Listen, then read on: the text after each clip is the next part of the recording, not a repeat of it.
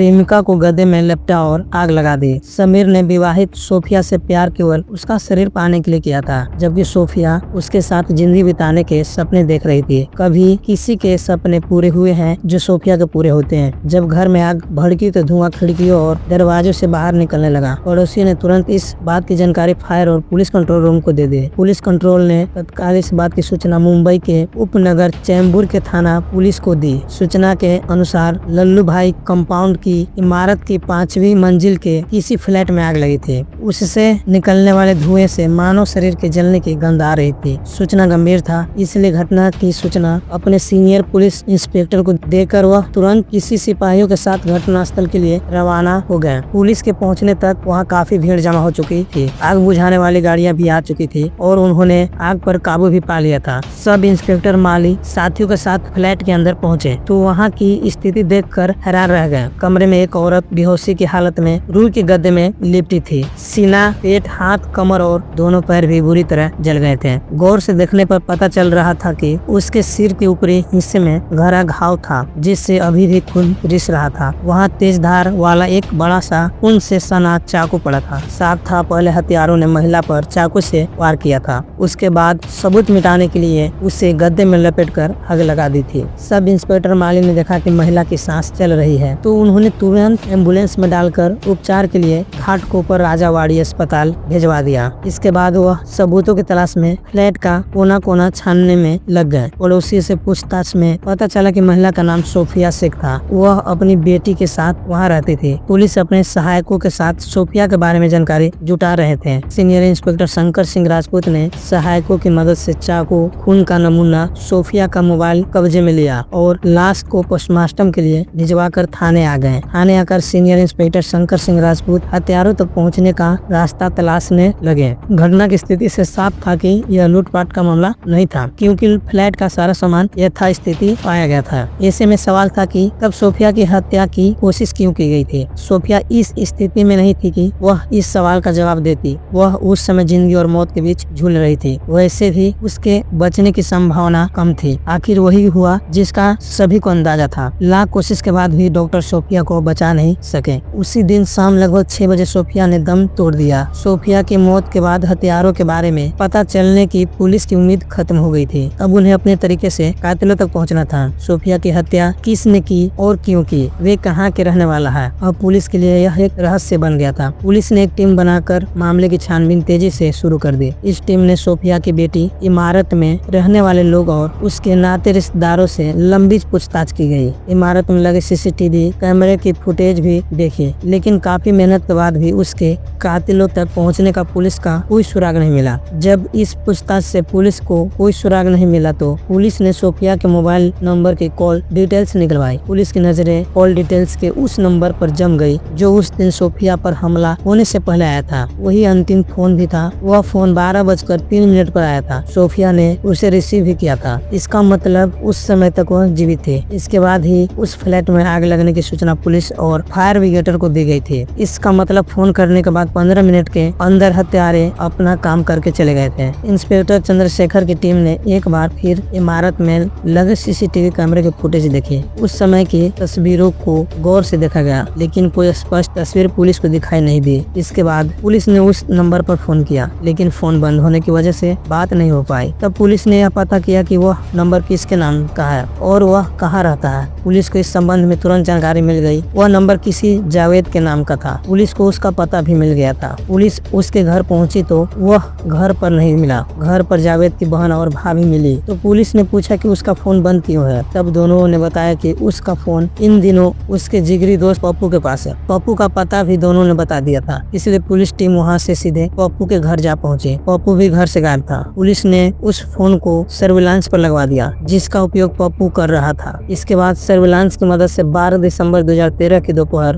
2 बजे police team ने पप्पू को गिरफ्तार कर लिया। थाने लाकर जब पप्पू से सोफिया की हत्या के बारे में पूछताछ की जाने लगी तो पहले उसने स्वयं को निर्दोष बताया, लेकिन पुलिस के पास उसके खिलाफ ढेर सारे सबूत थे, इसलिए उसे घेर कर सच्चाई उगलवा ली। आखिर उसने स्वीकार कर लिया कि परवेश शेख के साथ उसी ने दुबई में रहने वाले समीर के कहने पर सोफिया की हत्या की थी। इसके बाद पुलिस ने पप्पू की निशानदेही पर घाटकोपर के रहने वाले मुन्ना को उसके घर पर छापा मारा और गिरफ्तार कर कर लिया। पप्पू के पकड़े जाने से पूछताछ में उसने भी अपना अपराध स्वीकार कर लिया। इसके बाद दोनों को मेट्रोपॉलिटन मजिस्ट्रेट के समक्ष पेश करके 7 दिनों के पुलिस रिमांड पर लिया गया। रिमांड के दौरान पूछताछ में दोनों ने जो बताया उसके अनुसार सोफिया की हत्या की यह कहानी कुछ इस तरह थी। 40 वर्षीय सोफिया शेख अपने 2 बच्चों के साथ चैनपुर मानखुर्द के लल्लू भाई कंपाउंड की बिल्डिंग नंबर 60 में रहती थी। उसका 13 वर्षीय बेटा रत्नागिरी एक बोर्डिंग स्कूल में पढ़ता था और वहीं बोर्डिंग के हॉस्टल में रहता था, जबकि 10 वर्षीय बेटी सोफिया के साथ ही रहती थी। घटना के समय वह स्कूल गई थी। सन 1991 में सोफिया शेख का निकाह चैम्बूर के शिवाजी नगर के रहने वाले इमरान हाजीवर शेख के बड़े भाई के साथ हुआ तो मानो उसे दुनिया की सारी खुशियां मिल गई थी। इसकी वजह यह थी कि उसका पति उसे जान से ज्यादा प्यार करता था। उसका दाम्पत्य जीवन बड़ी हंसी खुशी से बीत रहा था। दोनों अपनी गृहस्थी जमाने की कोशिश कर रहे थे कि अचानक उनकी इस गृहस्थी पर किसी की काली नजर पड़ गई। अभी सोफिया के हाथों की मेहंदी भी ठीक से नहीं छूटी थी कि जिस पति ने उसका हाथ थामकर जीवन भर साथ निभाने का वादा किया था वह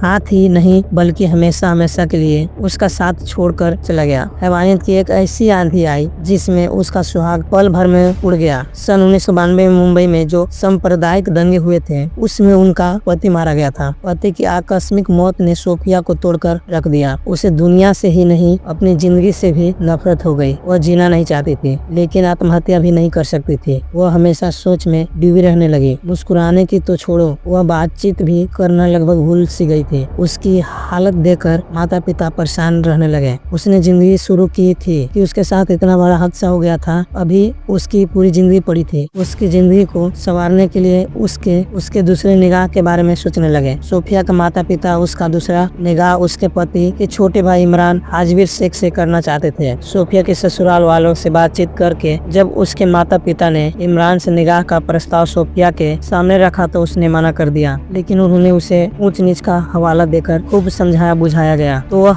देवर इमरान हाजवीर शेख के साथ निगाह करने को तैयार हो गई। इसके बाद दोनों परिवार की उपस्थिति में बड़ी सादगी से सोफिया का निगाह उसके पति के छोटे भाई इमरान हाजवीर शेख के साथ हो गया। यह 1996 की बात थी। इमरान ऑटो चलाता था। निगाह के बाद सोफिया अपने दूसरे पति से भी वैसा ही प्यार चाहती थी जैसे उसके पहले पति से मिला था। यही वजह थी कि वह उसे भी उसी तरह प्यार कर रही थी। निगाह के कुछ दिनों बाद तब तो इमरान ने उसे उसी तरह प्यार किया जिस तरह उसके पहले पति ने किया था। तब वह अपनी सारी कमाई लाकर सोफिया के हाथों में रख देता था। उस बीच उसने उसके हर सुख दुख का ख्याल भी रखा। उसी बीच सोफिया उसके 2 बच्चों की माँ बनी। पहला बच्चा बेटा था और दूसरा बेटी। बच्चों के पढ़ने के साथ जिम्मेवारियां बढ़ने लगी। जिम्मेवारियां बढ़ी तो खर्च बढ़ा, जिसके लिए इमरान को कमाई बढ़ाने के लिए ज्यादा समय देना पड़ता था। अब वो पहले की तरह न सोफिया को प्यार कर पाता न समय दे पाता। इससे सोफिया का मन बेचैन रहने लगा, जिससे छोटी छोटी बातों को लेकर बड़े बड़े झगड़े होने लगे। धीरे धीरे ये झगड़े इतने बढ़ गए कि दोनों ने अलग रहने का निर्णय ले लिया। इस तरह दोनों के संबंध खत्म हो गए। पति से अलग होने के बाद सोफिया दोनों बच्चों को लेकर मानखुर्द मुंबई में आकर रहने लगी।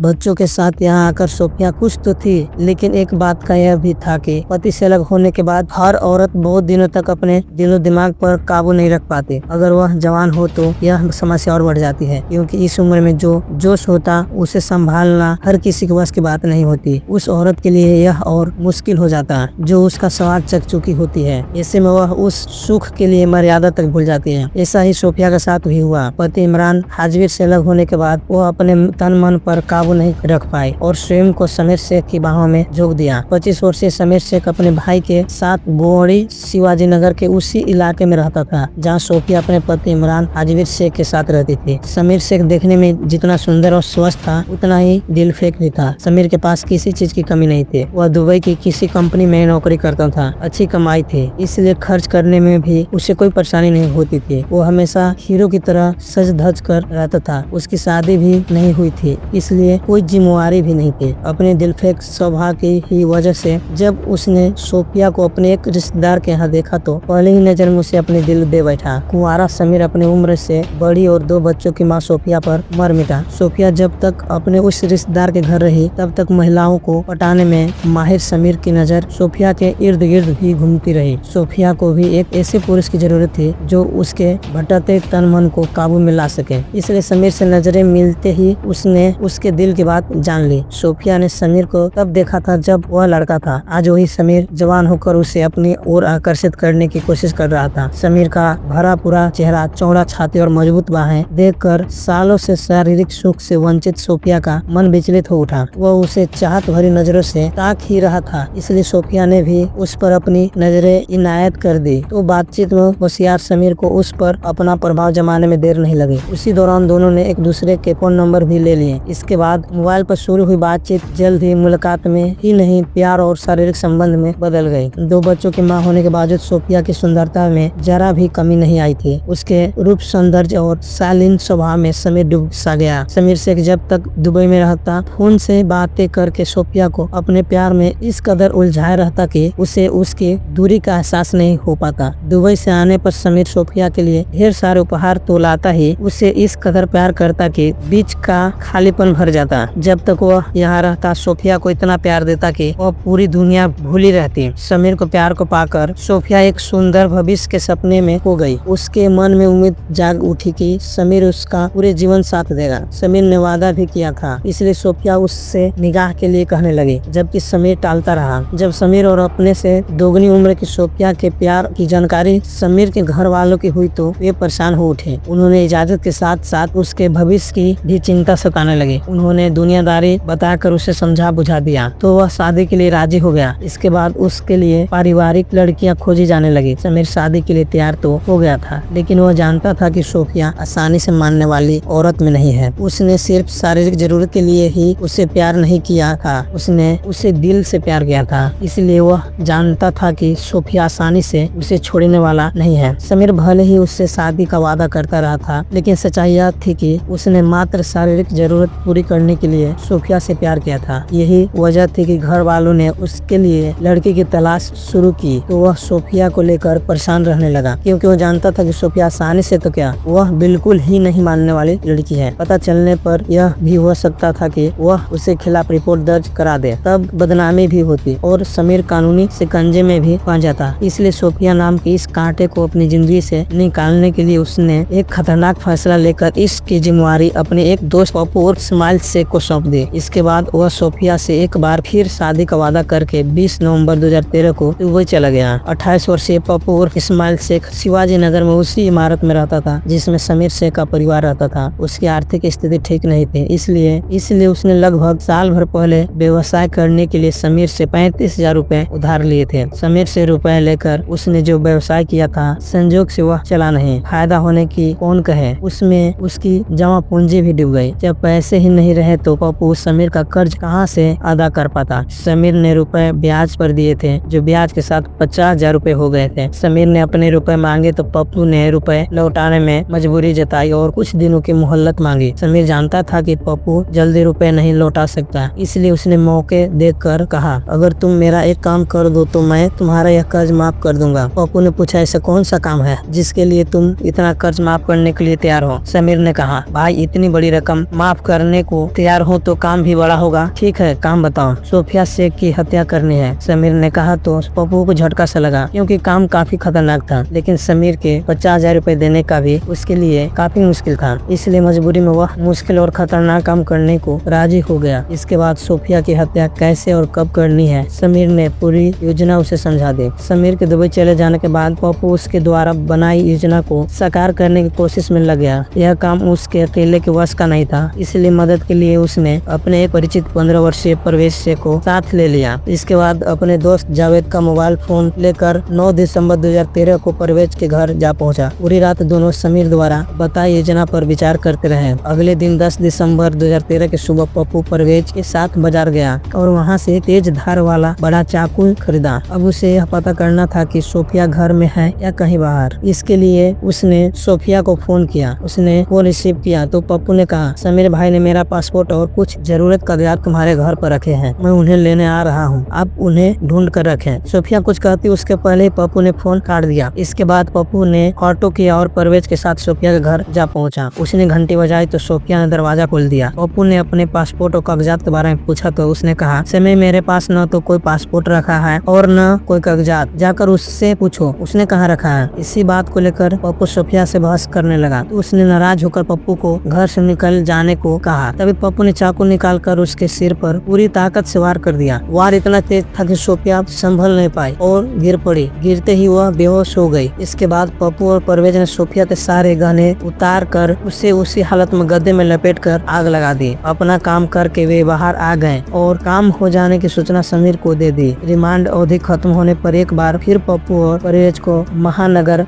मेट्रोपॉलिटन मजिस्ट्रेट के समक्ष पेश किया गया, जहां से दोनों को न्यायिक हिरासत में जेल भेज दिया गया। हत्या की साजिश रचने वाला समीर शेख दुबई में था। पुलिस उसे वहां से भारत बुलाने की कोशिश कर रही है। दोस्तों, ये कहानी कैसी लगी कमेंट कर जरूर बताना।